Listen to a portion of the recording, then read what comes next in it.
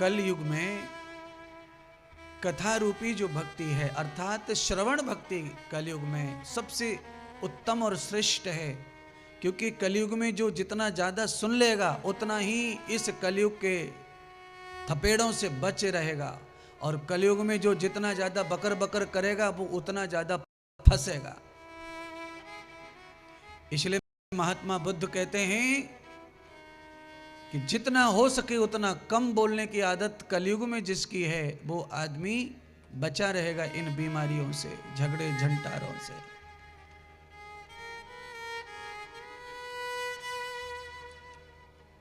इसीलिए कलयुग में एक ही भाव रखो कि कम से कम बोलना है, ज्यादा से ज्यादा सुनना है। ऐसा बहू को सोचना है। सास क्या बड़बड़ बड़बड़ कर रही है, बहू को चाहिए कि बहू गुरुजी की बात माने, कथा की बात माने और सुनती रहे सुनती रहे सुनती रहे सुनती रहे।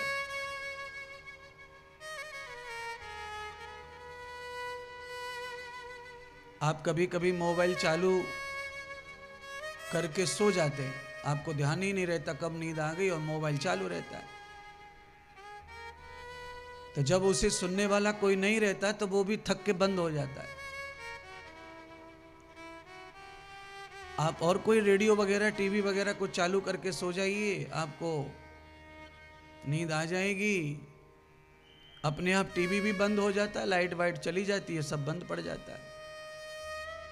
ऐसे ही कलयुग की बहू को भी यही सोचना पड़ेगा कि घर में शांति रखनी है, पलट के जवाब नहीं देना है, नहीं तो राड़ बढ़ेगी, कलेश बढ़ेगा। और मैं सुनती सुनती सुनती सुनती सुनती सुनती सास के जितने भी टोकने हैं, जितने भी टॉर्चर है, सबको मैं सुनूंगी, उससे मेरी भक्ति बढ़ रही है। राम कथा में लिखा है श्रवण करने से भक्ति बढ़ती है, साहस बढ़ता है, शक्ति बढ़ती है। और कलयुग में ज्यादा बोलना खतरा है और कम बोलना फायदा है। क्यों? सबकी जेब में क्या रखा हुआ है आजकल? मोबाइल।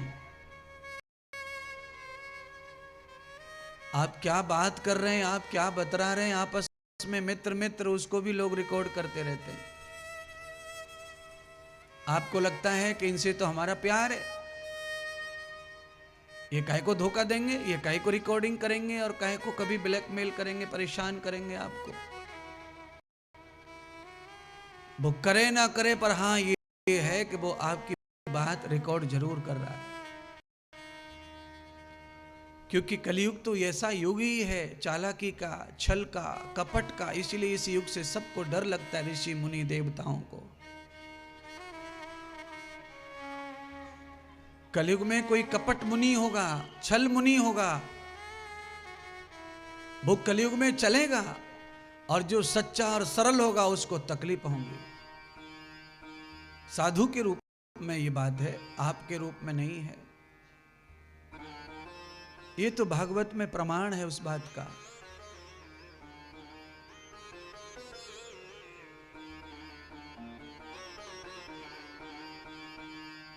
इसलिए कबीर जी की बात मुझे बड़ी प्यारी लग रही है, आपके हित के लिए है। इस दोहे को, इस कबीर की वाणी को आप आज जरूर समझ लीजिए। जिनको प्रभु शांति चाहिए, जिनको प्रभु मिलन चाहिए, जिनको आनंद मिलन चाहिए, जिनको शांत जीवन चाहिए, जिनको चैन चाहिए, वो कुछ प्रहर परमात्मा के लिए निकालो। जिसने सारी दुनिया रची है, आपका जीवन रचा है, आपका परिवार रचा है, आपको चौतरफा सुख दिया है, आपको चौतरफा उन्नति दी है, उसका कार्य और उसमें ध्यान ना रहे तो ये अन्याय है भगवान के साथ। आपने पोता मांगा पोता दे दिया, पोती मांगी पोती दे दी, बहू मांगी बहू दे दी, बेटा मांगा बेटा दे दिया, पैसा मांगा पैसा दे दिया। अबे भाई सब डिमांड पूरी कर रहा है तो उसका थोड़ा धन्यवाद तो करो, उसकी स्तुति तो करो, उसकी प्रशंसा तो करो। जो नहीं है उसके लिए रो रहे हो, और जो दे दिया है उसका कोई धन्यवाद नहीं है। जो नहीं है उसके लिए मत रो, जो है उसका धन्यवाद करो।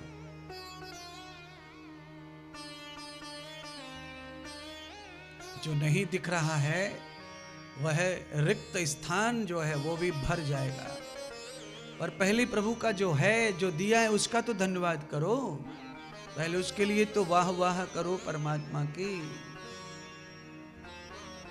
4 पहर धंधा गया, 3 पहर गया सोए,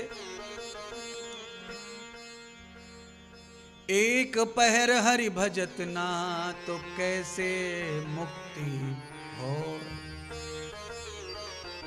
आज मैं 3 घंटे इसी कबीर के दोहे पर बोलते बोलते कथा सुनाऊंगा आपको। आज का यही मेरा मार्ग है, कथा सुनाने का विषय यही है कि मुक्ति का भाव, भक्ति का भाव, आनंद का भाव, कल्याण का भाव जिन मनुष्यों के अंदर है, उनको धंधे को धंधे की तरह करना है, नींद को नींद की तरह लेना है, भोजन को भोजन की तरह करना है, और भजन को भजन की तरह करना है, दान को दान की तरह करना है, तो आपके सब रास्ते मस्त रहेंगे। पर आप एक ही दिशा की ओर भागेंगे तो फिर 3 दिशाएं तो खाली पड़ी रहेंगी। और जरूरी नहीं है कि आप जिस दिशा में भाग रहे हो वह दिशा आपको मंजिल पर पहुंचा देगी। क्यों?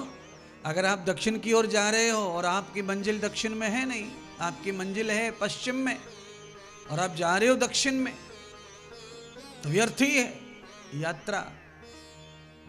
इसीलिए यात्रा कैसी होनी चाहिए? तो कहा द्विपंथम न कृतम च वेदितम सर्व। यात्रा एक भी कदम आगे बढ़े तो ऐसा कदम होना चाहिए जो सफलता की ओर जा रहा हो। विफलता और पराजय की ओर जो जा रहा है वो कदम आगे बढ़ना नहीं चाहिए। और एक कदम रखा तो 1 करोड़ यज्ञ का फल प्राप्त हुआ। ऐसी दिशा की ओर चलो, ऐसी मंजिल की ओर चलो। कौन सा रास्ता है वो? जिस रास्ते पे चलने के लिए 1 कदम रखने पर 1 करोड़ यज्ञ का फल मिलता है, वो कौन सा रास्ता है? कौन सी मंजिल है वो?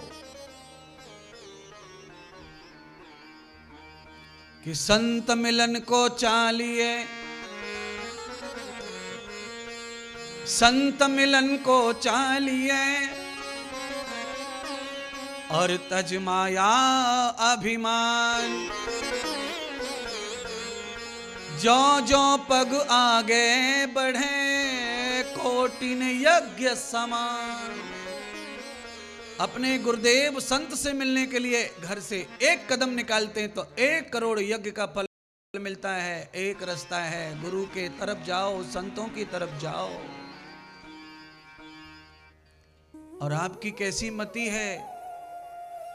रोज घर से निकलेंगे